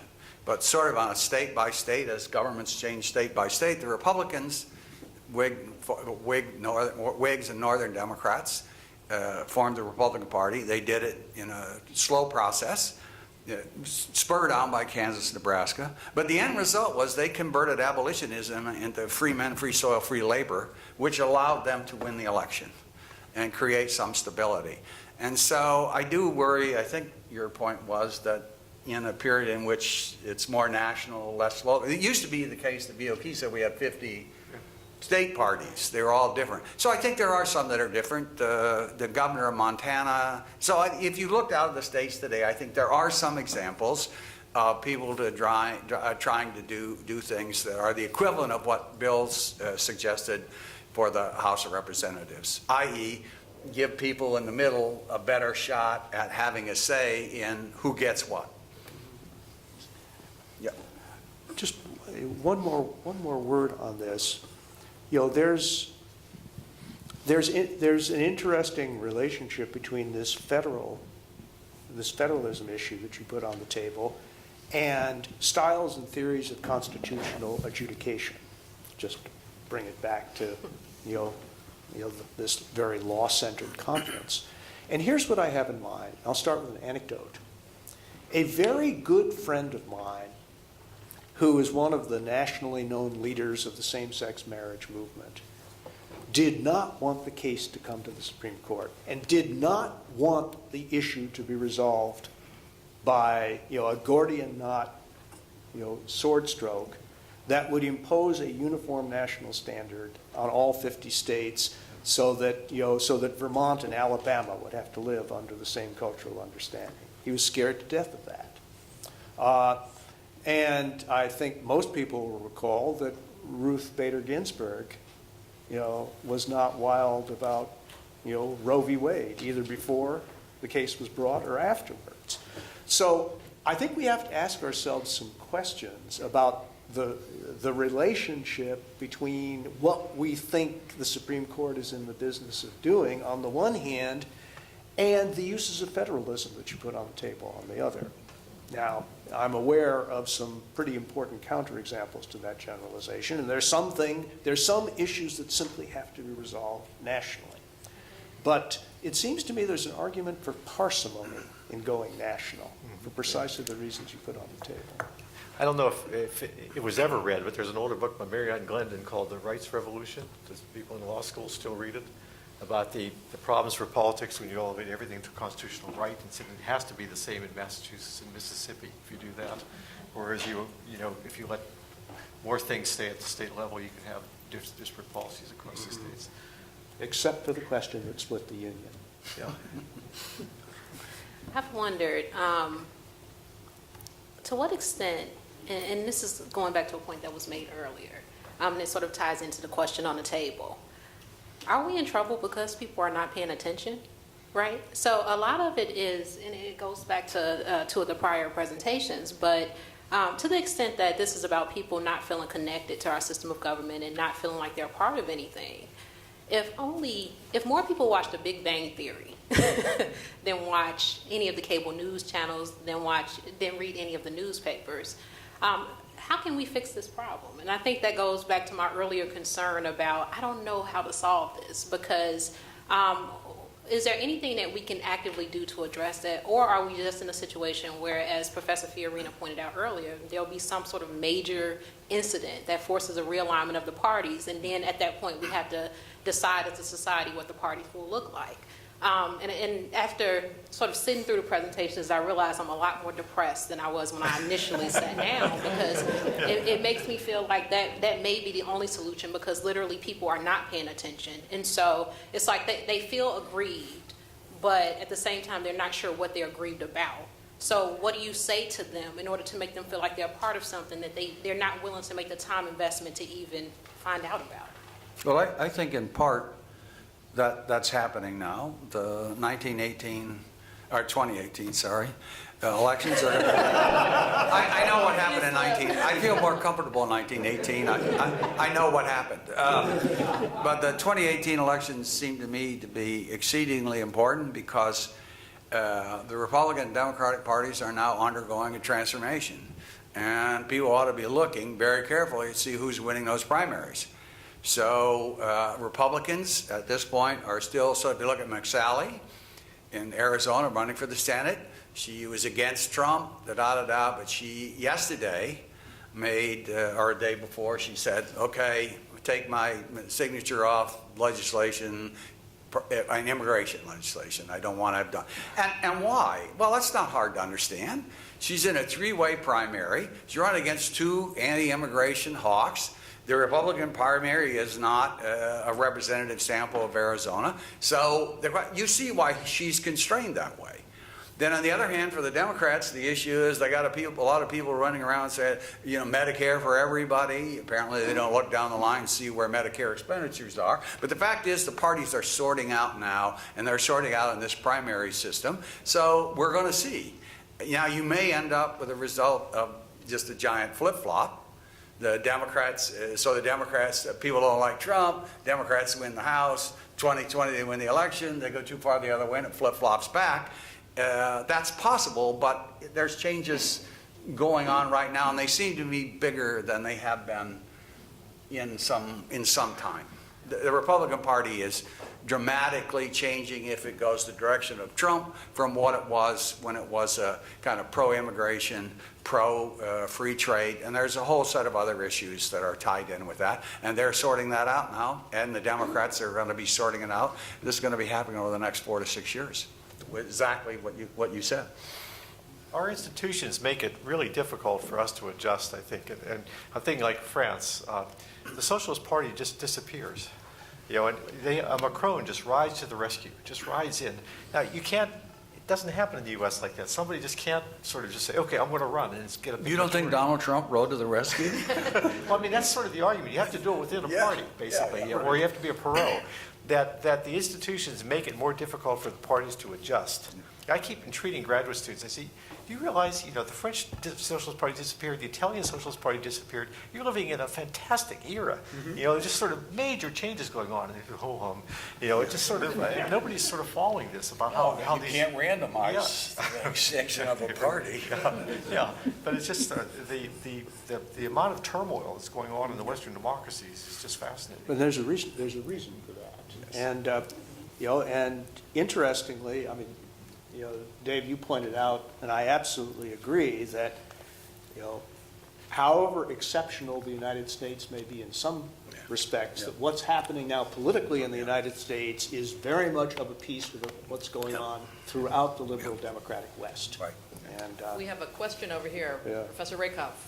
So I'm not going to speak from my dad's stories about Cook County politics, I wish I grew up, but I do spend a lot of time explaining the complexities and nuances of Madison's thinking and reacting, I think, primarily to Bill's reference. I want to make maybe a comment and then leave open a question. So one of the things that struck me most over the years I spent thinking about Madison, which I think I've only come to appreciate more fully fairly recently, is there's a missing variable or factor from his assumptions about congressional behavior. The idea for re-election, the idea of incumbency and re-incumbency, that the driving motive of political ambition will be the desire to be reelected. It's something Madison rarely mentions. And he's quite right about this, and as you guys know quite well, I'm pretty sure it was Nelson Polsey who did this work, but the mean term of service in the House of Representatives for the first century was 3 years. Very few senators served more than one term, and then sometime around the coming of the 20th century, there was a basic shift in American political behavior. It's usually called, among other things, the professionalization of politics. On the whole, I think that was probably a good thing. It means you have more knowledgeable lawmakers when the state is becoming more reactive. A lot more information you need to master. It helps to serve, term after term after term. On the other hand, if Larry Lessig were still here, he would say, and I think maybe I would agree, I happen to think term limits are unconstitutional, but if you get into the discussions of how much of the congressional work week, literally work day, go into the recruitment of, financing for one term or another, or how the desire to stay in the Senate. I mean, I'll probably vote for Dianne Feinstein, though personally I think she ought to step down, at this point. But why the desire to serve 4, 5, 6 terms in the Senate?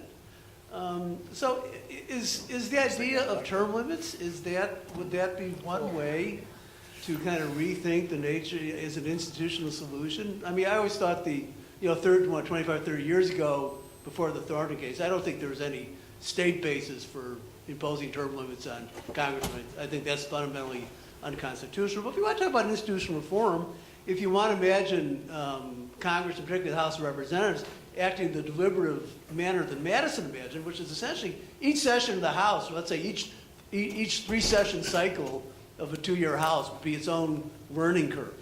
You'd have a bunch of newcomers, which is usually the case. They'd have to meet each other, meet and greet. They'd have to learn the business. They'd go back to their constituents because nobody would stay in the national capital for 2 years and go back over the weekend. So you'd have some constituent contact. You'd come back, probably 2 more times. Certainly 1 more time, arguably 2 more times, second time in a lame duck. It might be a lame duck, but also decisive. In one sense, this is a completely nutty proposal. On the other hand, since we're talking about kind of burning needs for institutional reform, and Bill, you came up with a number of very focused proposals about the House. I mean, why not rethink term limits? I wouldn't do it like California. I'd say 6 years, 3 terms in the lower house, 2 terms in the Senate. I think you want to have more time for experience, but maybe having an upper bound and reducing the kind of this burning ambition to serve year to year, term after term, until you drop dead, or dementia's approaching or whatever. Is that a reasonable way to think about shaking up Congress? Or is just I think other things would have to change. Like, the fact that I moved from Florida, which is probably just as dysfunctional as California in many ways. And the average House district is like 700,000 people, right? And so if we have term limits, it seems like you wouldn't get that much constituency contact because the districts are so big. And then it's like $1 million to win a House seat. And so would quality people really run if they have to raise $1 million and then they're term limited out after 4 to 6 years? And I think it'll affect the pool. And then a lot in Congress is done based on seniority. And so we would have to sort of change the rules in order to address that. And I turn this over to Bill, who knows way more than me on this. But my sense is that we would have to think about term limits in conjunction with sort of the overall structures of the House and how these elections are run before that becomes an attractive proposal. Well, thank you, I guess, for ascribing to me more knowledge than I have. Before I start thinking about term limits, I'd like to start thinking about terms. There was an interparliamentary study, an international study conducted in 1993, but I've checked and nothing has changed since then. How many democracies in the world have a lower house with terms of only 2 years? How many? 0. 1. 1? Us. Oh, yeah, okay. Us. Okay? This is crazy, right? And everybody knows it's crazy because we now have a system in which there is literally no gap between campaigning and starting to campaign again if you're in the House of Representatives. None. As a matter of fact, I've been told by multiple representatives that the first briefing they get as in November when they come to Washington for their first orientation, it has nothing to do with the legislative process, the rules of the House. It's about how you need to start raising money right now, and if you've wasted the past week relaxing after your arduous campaign, you're already, a few $100,000 behind the 8 ball. Okay, so President Eisenhower in the 1950s came out squarely in favor of 4-year House terms coordinated with presidential elections. In 1966, January 20 of 1966, Lyndon Johnson sent a special message to Congress advocating that as a constitutional amendment. Eisenhower was right 60 years ago, Johnson was right 50 years ago, and I'm right today.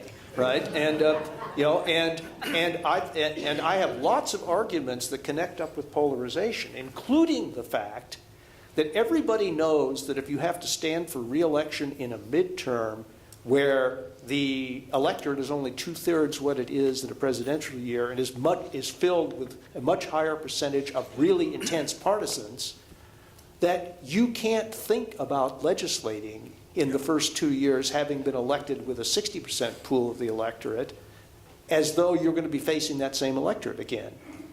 You are, whatever your better angel is, you have to knock it off your shoulder and look to the partisans who are going to decide whether you're going to come back even to be a candidate for that party's congressional seat the next time.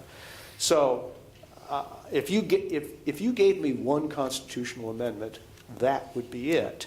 And if there were 4-year House terms, I might be willing to consider a limit of 3 4-year House terms, maybe. I'm not persuaded, but under current circumstances, no way. I just want to point out the things that make the American political system difficult. The state of Washington several years ago had a ballot issue, said we want to limit House members' terms to blah, whatever it was. And they ran a brilliant campaign against it. The campaign was, hey, unless California does it, Chairman X, who sits on this committee and brings these goodies in, is going to go down and California is going to get ahead. Failed. So it seems to me you got to think about doing it across the board. That'd be one thing. Hard to do. The second thing, and Bill's idea, I'm actually for the 4-year term. But the problem there is that unless you do something with the Senate, senators don't like that. If a congressman or congresswoman has a 4-year term and the cycle comes in the mid part of it, that means Fiorina, say we're with the senators, Fiorina can run against me, keep his House seat. I don't like that. I want him to make a decision that if you're going to run against me, buddy, you got to give it all up. Well, Lyndon Johnson was onto that Yes, problem, he was. and his special message addressed it. Yes, he did. So- But it didn't pass, unfortunately. Well, that's different. Another question, Sam? I want to go back to the Schatzsnyder point because it's a lot of these discussions, especially from the legal side, where we try to devise some simple fix institutional reform that's going to bring everything back to the way we imagined it might have been once in our imaginations. But the difficulty we have is that the Schatzsnyder point is about having a party structure that performs so many functions at the same time. It coordinates in government to avoid collective action problems. It provides a transmission mechanism between the citizenry and government. It creates a pool of candidates. It raises the money. It staffs the bureaucracy through patronage and other mechanisms. And the idea we've had of political parties has been the coordination of all these functions at the same time.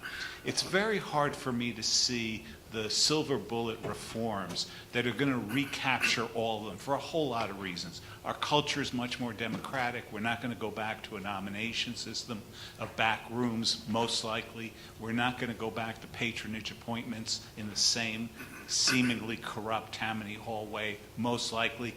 So the question is, can you identify pieces of it that can be made functional without the whole? I think that's, so Franita talks about if you have more localism, you have means of other politics. And Bill talks about if you change some of the House rules, you have the capacity for more coordination at the legislative level. None of this is going to put the whole Humpty Dumpty pattern back together. And if you again look a little bit internationally, what's fascinating about France, for example, with Macron, is that there's no conception that he's the new Parti Socialiste. He has no apparatus. He went and recruited the candidates for the legislature at cafes with his friends. Now the French Parliament doesn't do anything by design, so it's a little bit different. But it has a way of pointing to new participatory mechanisms that will have some of the functions of the parties of old. But I think that where the failure of imagination is giving up on the concept that we're going to put the whole thing back together.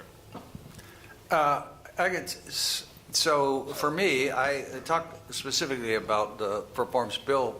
I would be in favor of all those for a reason. I actually believe that in the 70s, starting in the 70s, everything was opened up, so there's more information. So in the 70s, there was a League of Conservation Voters, and everybody knew how everybody voted on everything. You couldn't hide anything. And so many of his proposals allow representatives some freedom. And so imagine an experiment.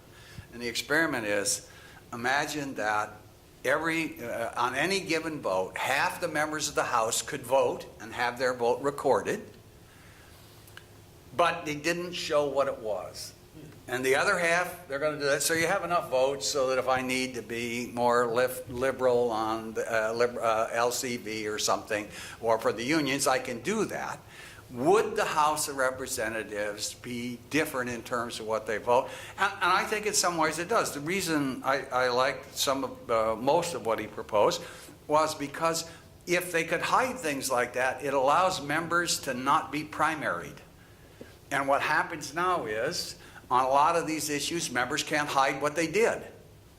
And so they might be willing to compromise. And I've talked to several Congress people I know who, especially in their first 1 or 2 terms, haven't built up the constituency that gets them through the primary.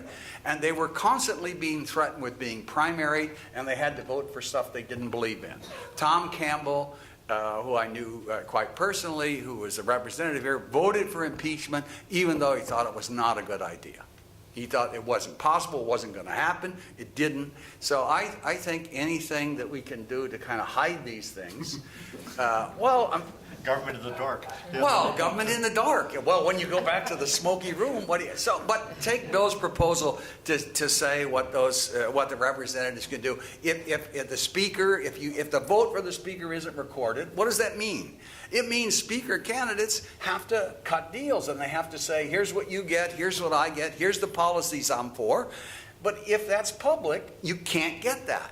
You've got to give, representative government has to give people, it seems to me, some room to maneuver. And if every single vote is subject to getting beaten up on the left or on the right, then that's a problem. So for me, I have no answer to that big question.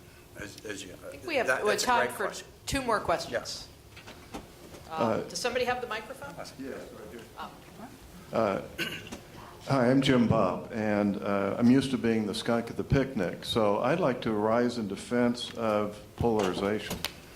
I agree with the analysis that we have heard from Professor Brady about what has happened, okay, and that we have had a sorting of the political parties into parties with 2 different worldviews.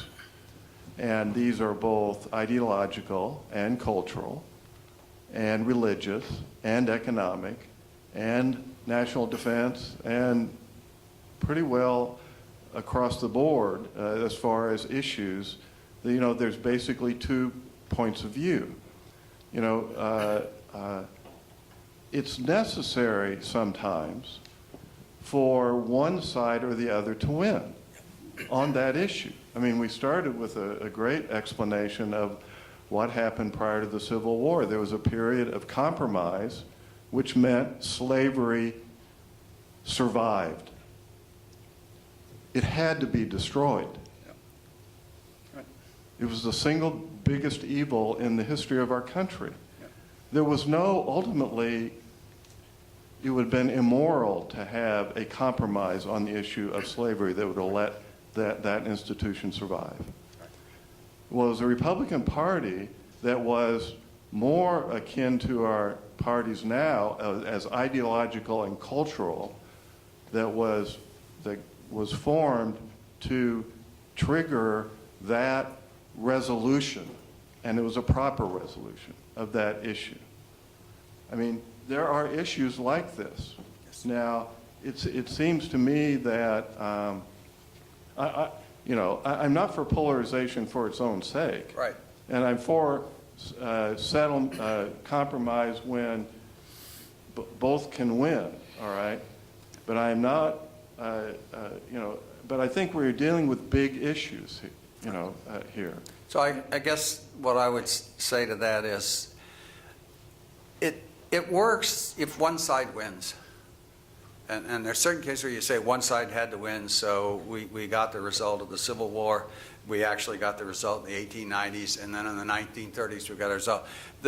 So it could be possible that one party wins out here, and they win frequently enough so that the other party just has to say, okay, we accede. The problem with that, I think, in arguments over the years with my colleague and friend Mo Fiorina is, maybe the country's too complex now. Maybe it's not slavery, anti-slavery. It's not whether we're going to do something for the country. Are we going to do something about people who are David Kennedy's book? Are we going to take fear away from these people? And are we going to get on this bandwagon in the 1890s, the capital? Those seem to me more yes-no issues. And I guess Mo's convinced me more or less that I don't see those issues as being as clear-cut to get that kind of resolution. So that's I'm not per se opposed to it. I just don't think I don't see in the short run any solution that gives one party a victory and they keep winning. Well, I think the challenge to the existence of polarization, because it's arising from real things, it's not artificial, it's real. Yeah. That the existence of the challenge is, how are we going to allow the resolution of these differences to be carried out within our system of government? In other words, it's a challenge, for instance, of legitimacy. If because the other guy won, like Trump, it's because of the Russians and his election is delegitimized, that is aiming at the destruction of our whole system of government, and prevents then, when the next guy wins, well, why shouldn't the Trumpians look at it in the same way? It's somebody, it's some illegitimacy. I think that's the real challenge, and I think there have been two problems that have exacerbated the resolution of these differences in a way that preserves our government. Number one is federalizing every question, because then you have a one-size-fits-all, that has been mentioned. The second is have the judiciary do it. That's a prescription, because nobody gets to participate. Everybody gets, the decision on high. Democracy is meaningless when you have the judiciary, quote, settling questions for everybody. And the other is, so these are systemic problems that are, in my view, are undermining our ability to reconcile the real differences that we have. The difficulty that I have with that argument, let me pull back. One difficulty I have with that argument, not the only one, is that when you put it together with the phenomenon that both Professor Fiorina and Professor Brady pointed to, namely the fact that our elections are a lot closer than they used to be, and control of both the executive and the legislative change more frequently than they did in previous party eras,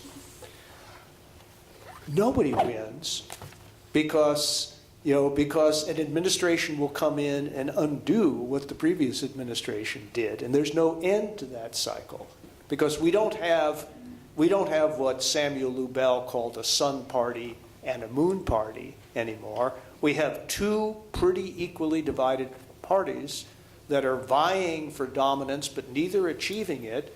And it is, and so you have, what you get if there's not a compromise is constant policy instability where nothing gets resolved. And so, one administration passes a health care bill, the next administration tries to undo it.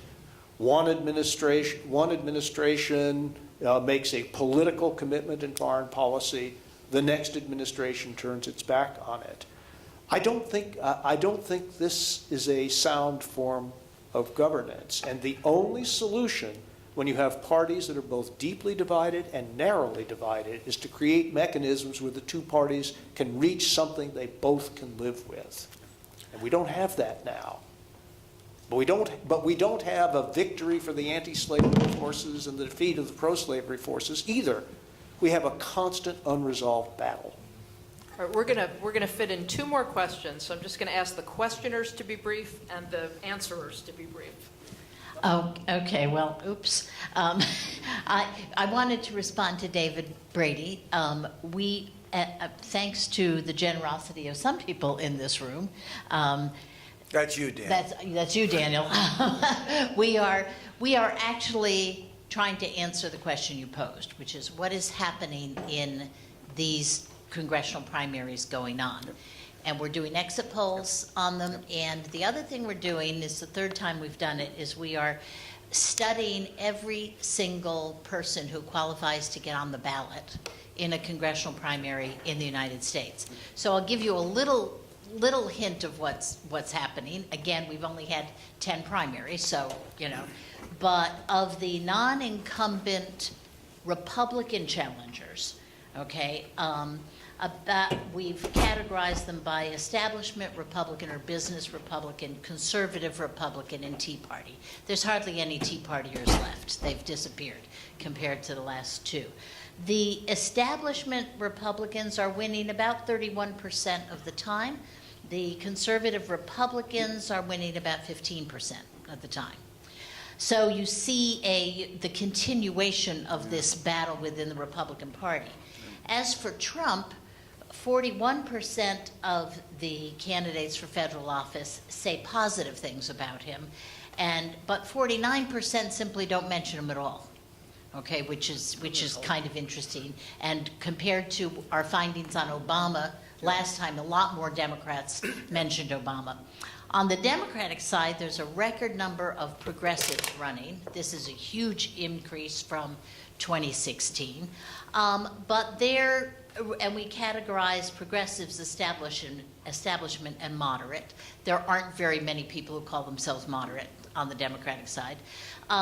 The progressives are winning about 21% of their races.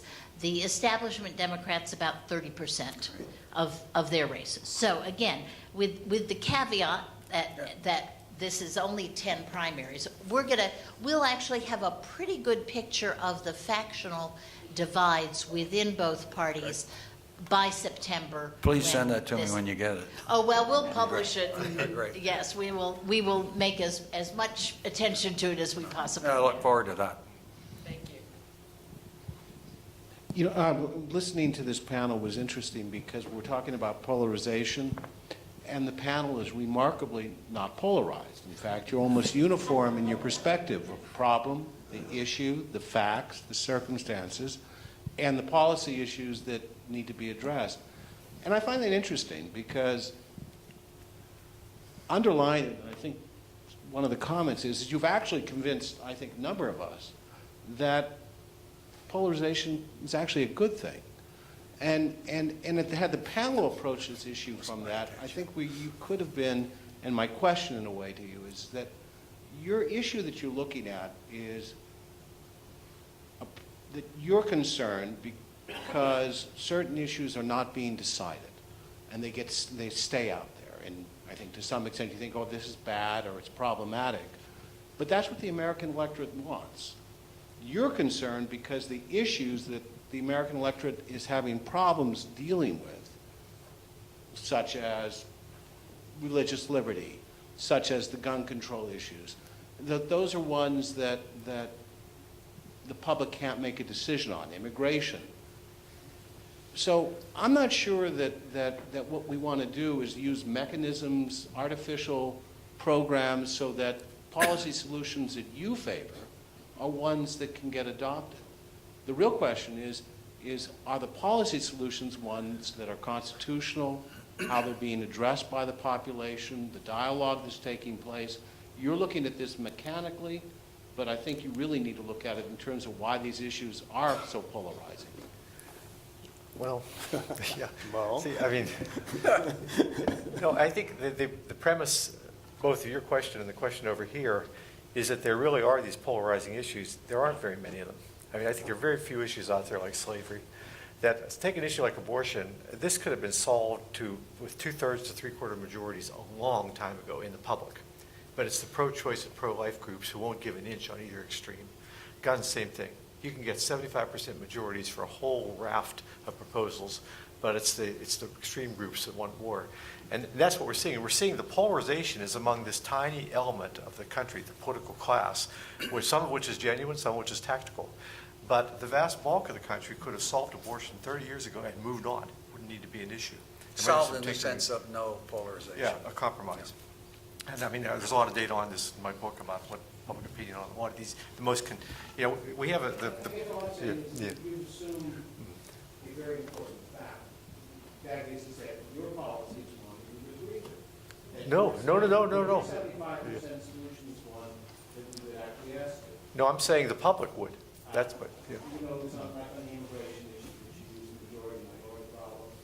The reason, this is to be honest today, this conversation, is that you read the bill that was passed by the Senate as one that would have been acceptable as a solution to the immigration issue, so on immigration reform. The fact is that any Republican who would have voted for that would have lost the election, and it would have been over. Yeah. Because the question was what their basis was. Yeah. And you've got to go back and look at what the people in the districts are talking about. Right. And I think that they're a lot more educated, a lot more knowledgeable, news sources are far more diverse, far more than you have suggested. And I think we can talk later, but I can give you a lot of evidence and talk to a lot of senators and congressmen who get detailed discussions with their people. They're clearly getting the resources, and they're not getting from the Wall Street Journal, and they're not getting from Well, I think one thing was established, Franita, is that you weren't alone when you started out. You don't know the answer. Yeah. I will say one thing. I don't think that it matters if polarization is good or bad. Honestly, it's always with us, and I wonder if it's like chocolate, though. Is it like necessary? And in some cases it might be, right? It's just one of those things that I think we have to live with, which is why my presentation focused on how do we navigate it. So I think it kind of focuses on the wrong thing to suggest that polarization is good or bad. It's part of our system in part because of our constitutional structure and the way our politics have manifested themselves, because the structure doesn't take certain things like political parties into account. And so at the end of the day, I don't think that we should focus on whether or not there's a solution to getting rid of it, because I don't think that that's possible. But I do think that we can focus on having constructive discussions about how to navigate it. And I think the proposals here today was an attempt to do that. Yeah. Well, where to begin? 2 points. Number one, if my approach is mechanical, so was James Madison's. Number two, in other words, I believe in institutions and constitutions, as ways of shaping the democratic process. That's the point. And you can call that mechanical if you want. I call it institutional. That's number one. Number two, I'm not interested in imposing my views on anyone. That's just false. What I am interested in is a system that doesn't create false divisions and allows solid majorities of the American people to have their views expressed in the legislative process. And my argument, and I have a wealth of data, at least as much as you do, sir, indicating that on a number of important issues, the resolution, according not just to a majority, but a supermajority, would be in reach were it not for artificial, institutional, and partisan barriers. I deeply believe that. All right, that's going to be the last word. Let us thank our panel for an excellent.